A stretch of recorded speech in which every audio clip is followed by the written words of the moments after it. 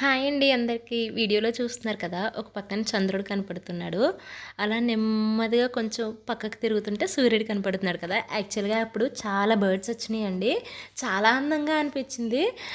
కంటితో చూసాను. వీడియో తీద్దామని ఫోన్ తీసేసరికి బర్డ్స్ వెళ్ళిపోయినాయి. సూర్యుడు, చంద్రుడు అయినా ఒక క్షణం ఆగుతారు కానీ బర్డ్స్ ఆగుతాయేంటండి? అమ్మ వాసవి వీడియో తీసుకుంటుంది. కాసేపు ఆగుదామని ఆగవు కదా!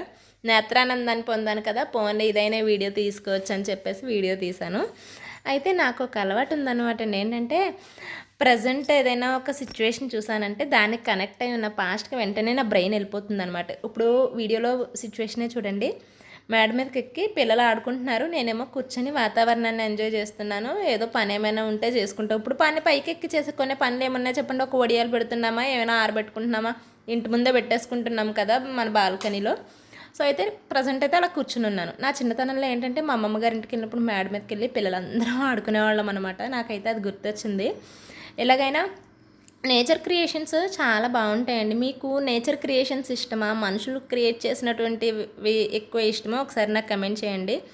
ఇదివరకు రోజుల్లో అయితే నేచర్తో బాగా కనెక్ట్ అయ్యి ఉండేవాళ్ళమండి. పిల్లలు కూడా వర్షం వస్తే ఎక్కువ వర్షంలో ఆడుకునేవాళ్ళం. సాయంత్రం చల్లగాలికి ఉండేవాళ్ళం. ఇప్పుడు పిల్లల్ని అలా బయటికి కూడా తీసుకొని వెళ్ళలేకపోతున్నామండి. వాతావరణం బాగాలేదు.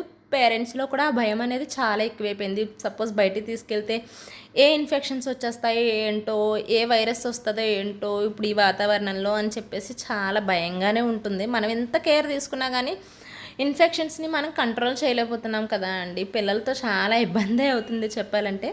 అండ్ వీడియో కనుక నచ్చినట్లయితే సబ్స్క్రైబ్ చేసుకొని సపోర్ట్ చేయండి. Thank you so much for watching.